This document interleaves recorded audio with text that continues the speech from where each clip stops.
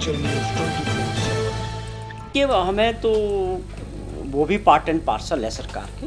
सचिवालय में जो लोग हैं वो हमारे भाई है, उनमें से हमारी सरकार की तरफ से कभी कोई ऐसी मंशा नहीं रही।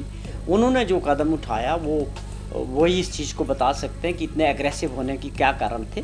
जब सरकार की और माननीय मुख्यमंत्री जी की मंशा साफ है कि आपका डीए देना है, लेकिन ये तो हमको सबको समझना पड़ेगा कि वो जो पैसा तो चाहिए, उसके लिए पैसा आएगा तभी बांटेंगे।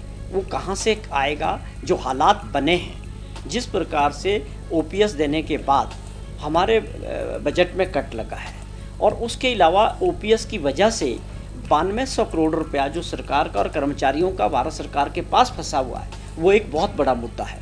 और आपदा का 9000 करोड़ रुपया हमको भारत सरकार से कुछ मिलना चाहिए था, वो बड़े मसले हैं। तो वो प्राथमिकताएं हमको तय करनी है। तो इसमें तो कोई कंट्रडिक्शन था ही नहीं, कहीं कोई टकराव था ही नहीं, ना देने वाली तो कोई बात ही नहीं थी।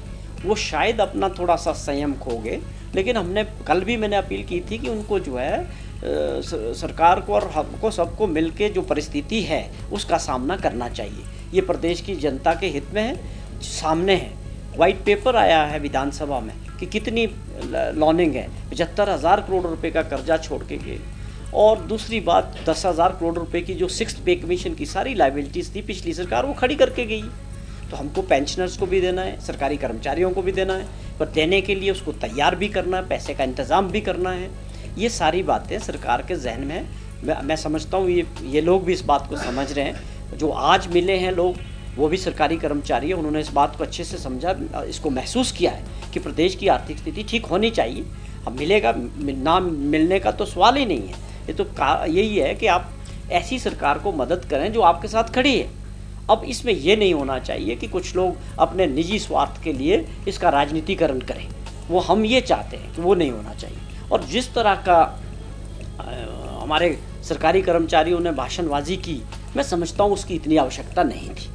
आप अपनी मांग को रखने का आपका अधिकार था, आपको अपनी मांग रखनी चाहिए। आप डीए की भी रखें, आप अपने एरियर्स की भी रखें, आप धरना प्रदर्शन भी करें शांतिपूर्वक तरीके से, लेकिन किसी के खिलाफ बोलने का मुझे कोई इसमें लॉजिक समझ नहीं आया। आप पहले ही दिन आप उतर रहे हैं और सीधे एग्रेसिव हो रहे हैं, वो बात हमें समझ नहीं आई।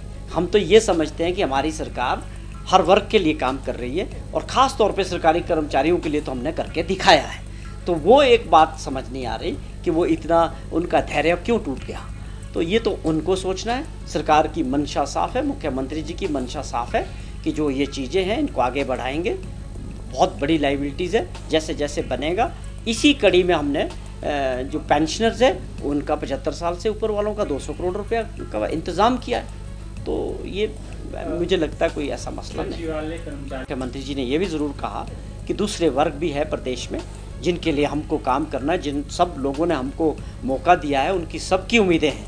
लोग गाँव में बैठे हैं, लोग दूसरे क्षेत्र के लोग हैं, उनके लिए भी हमारी जिम्मेवारी है। हम सब मिलके, सरकारी कर्मचारी उसका एक हिस्सा है, मिलके जो है प्रदेश को आर्थिक स्थिति को ठीक करने के लिए काम करेंगे। उन्होंने हर बात को लेके इस बात का आश्वासन दिया है कि आप, मुख्यमंत्री जी ने उनसे कहा था कि मुझे 4-6 महीने का समय चाहिए, लेकिन उसका मतलब ये नहीं कि हम इसको जल्दी भी कर सकते हैं। उस पर काम कर रहे हैं। मैंने अपने ऑफिसर्स को इस पर लगा दिया है कि कितनी जिम्मेवारी है, कैसे होगा। आप लोगों से साथ बैठ के विधानसभा के सेशन के बाद इस बात को आगे बढ़ाएंगे।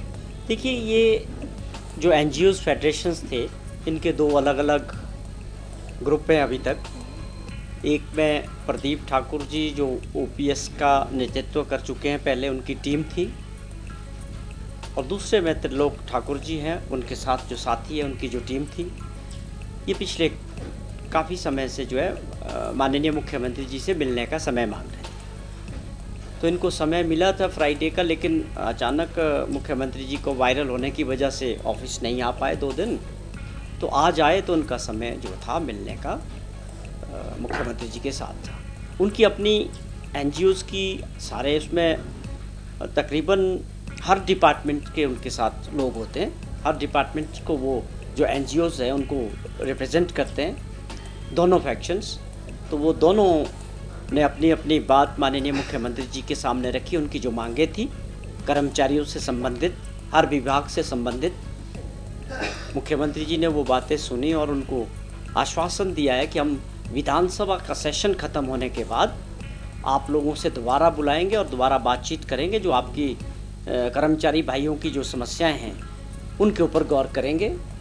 और वो एक जो उन्होंने बात रखी कि जो डीए और एरियर्स को लेके, उसको लेके भी उन्होंने बात रखी। माननीय मुख्यमंत्री जी ने इस बात का जिक्र किया कि हम इसको लेके बिल्कुल पॉजिटिव हैं, लेकिन हमारी यही बात थी कि हम कुछ समय चाहते हैं जो प्रदेश की आर्थिक स्थिति है उसमें थोड़ा सुधार हो जाए, और कुछ दूसरी ऐसी प्राथमिकताएं हैं अभी सामने कि जो आप देखें दोबारा बरसात के कारण एक आपदा का माहौल बना है।